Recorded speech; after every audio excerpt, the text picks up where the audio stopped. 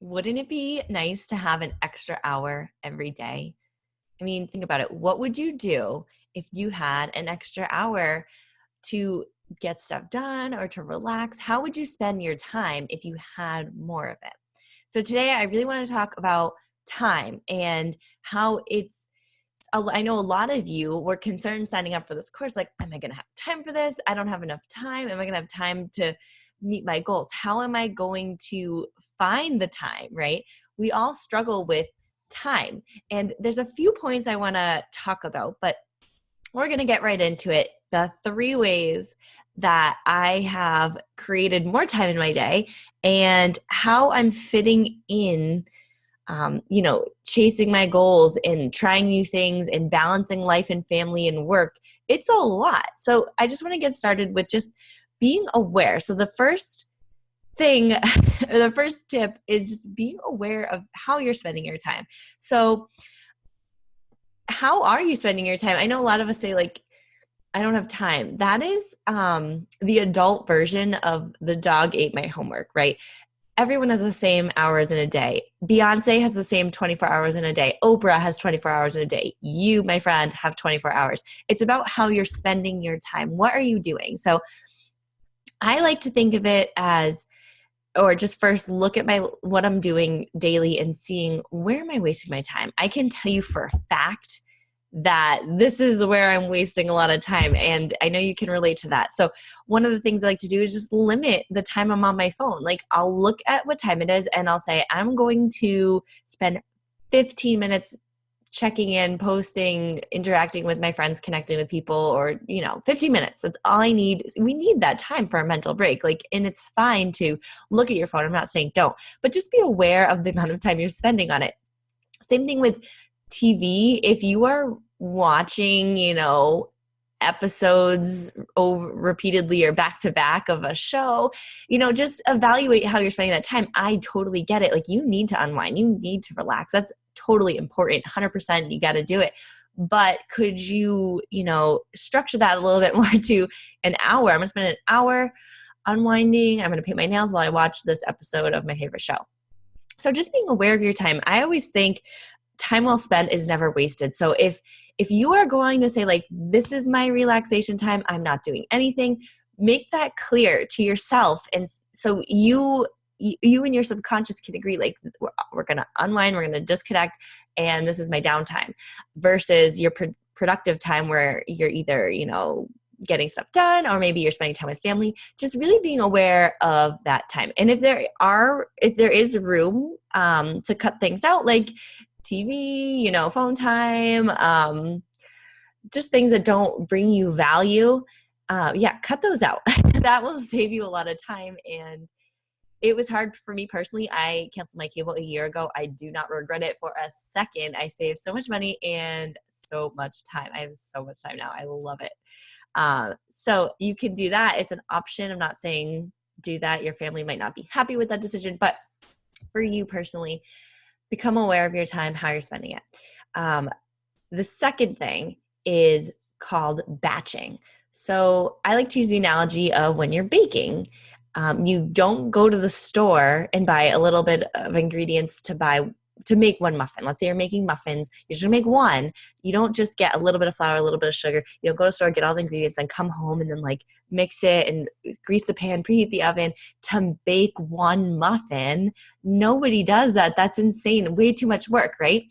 It's the same thing when you're trying to be productive with your goals or, just anything you're trying to be productive on. You want to batch. So instead of making one muffin, you're going to make a dozen or 2 dozen, right? So when you sit down to, let's say, write a blog post, or, you're looking into courses for college, or you're taking a course, or whatever you're doing, you want to be productive in that time and batch. So you don't want to just write one blog post or complete just one reading assignment. I mean, if that's all you have time for, great. But batching will definitely help you because you're getting in the mindset, you're clearing your schedule, even if it's for 30 minutes to an hour.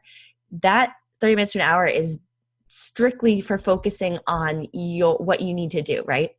So you want to put the phone away, turn off the TV, limit all of your distractions, and get more than one done, right? That's going to help you because you don't have an hour a day to write your blog post, or I'm using that as an example, but working towards your goals, you might not have an hour, 2, 3 hours a day. That's a lot of time. That's a big chunk. So if you can Wednesday from 4 to 8, I'm going to get so much done, and you could sit down at night, not in the morning, or maybe that's your time. I don't know. But if you say on Wednesday from 4 to 8, I'm going to get a lot done. Like that feels really good. Versus, I have 15 minutes. Let me hurry up and do this one thing. I have 20 minutes before, I have to go pick up Sally. So let me just do one. That is stressful. You're not producing your best work, and it doesn't feel satisfying. Like you do 20 minutes of work and you're like, I started something, I didn't really finish it, I rushed, so I'm gonna have to go back and look at it. So just being able to batch those like little increments, relax when you have 15 minutes, right? If you want to try and get a little bit done, sure. But I want you to start scheduling in time to do a batch of work. So whether it's a Saturday afternoon or, one night a week during your work week, just find a time to sit down, batch it all together, and you will be surprised how much you can get done when you really dedicate your time to that one task. And then that was step 2. So step 1 was just being aware of your time. Step 2 is batching things together, really putting aside that time and putting the work in during those times you've put aside.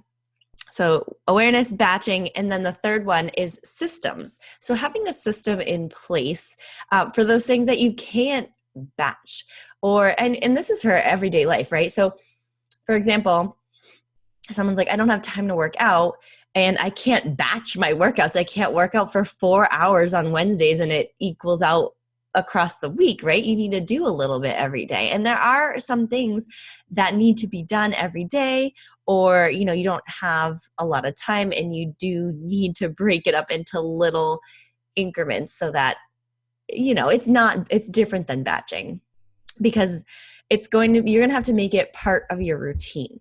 So exercise, for an example, I like this example because it's great, and you could exercise for 4 hours a day, but that's not really getting you anywhere. You're going to be tired, exhausted, and those workouts are going to be really intense. So doing a little bit every day it'll help build a routine, and it will build up over time. So a lot of people, when I tell them I do, my workouts are 10 minutes, 15, they're like, what is the point of a 15-minute workout?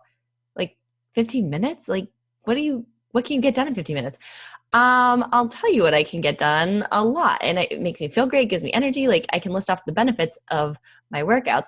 But think of it in terms of like if you're building something, or what if you spent 10 minutes a day, building something with even like a toy, like Legos, for example, 10 minutes a day over a week, over a month, over a year, those Legos or blocks or whatever you're building is going to stack up and up and up. And you're going to have this huge thing after a year, spending 10 minutes a day. So, and that has also been proven with New Year's resolutions, that if you can commit to doing your New Year's resolution, whatever it is, for 1 minute a day, you're more likely to stick with it. So using a system or building part of what you're trying to accomplish into your daily routine will definitely help. So for me, I talk a lot about my morning routine, and you'll see it in your program that I do. I have my morning workout, my morning meditation, and then my little routine of, my tea and my shower, all that stuff. If I didn't have that routine, or if I didn't stick to that, I have no idea. It would be really infrequent when I'm working out or when I felt like it. So just having it set in stone, this is my routine, this is what I do. I spend 10 minutes a day. If you're journaling, if you're setting your intentions for the day, that will all help you get closer to your goals. And if part of your goal is, if you need to be doing something productive every day, maybe it's planning out, like every night you could sit down and plan out tomorrow. And that's just going to help you mentally prepare. It's going to give you an idea of what is most important, where your priorities are. And that's part of your routine. At night, you sit down and you write out tomorrow's schedule. So that is very beneficial and it's part of your routine. It's going to help you move further, and it's something that you can't batch. Or, I mean, you could try, but it's nice to sit down and do it every night. And as far as systems, I didn't really touch on this, but having a system in place will keep you on track. So I'm going to use the workout example again. If you have your workout listed in front of you, when you go walk into the gym, or for me, I walk downstairs into my little home gym over here. I have my workout.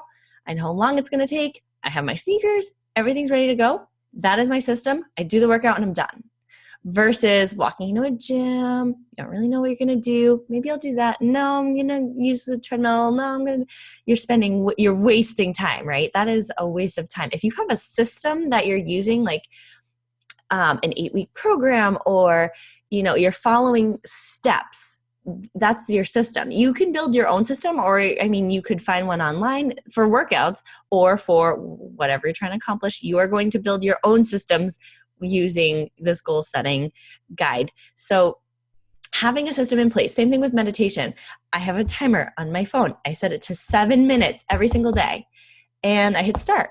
That's how I meditate. If I didn't have that system, I know it's super simple, but if I didn't have that, I'd sit down, I'd probably get bored and get up and walk away.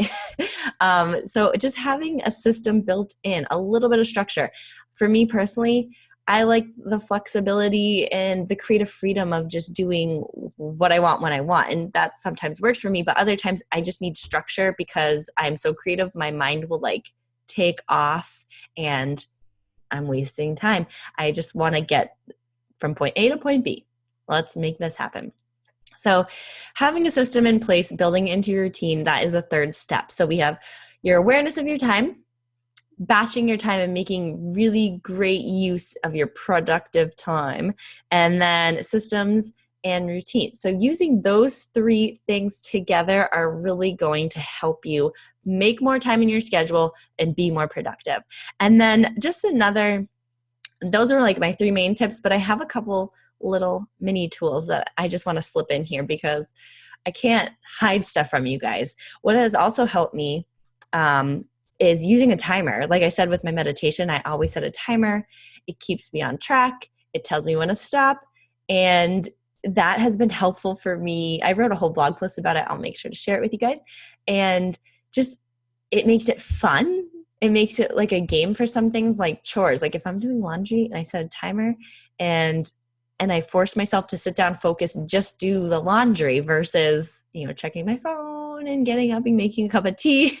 So just sitting down, it helps me focus, get stuff done quicker, and it makes it fun. It's kind of like a game. I'm pretty competitive. So something like that, I wanted to share that with you because I know it's helped me. A lot of people also have trouble sticking to one task at a time, and they prefer to have several different things going on.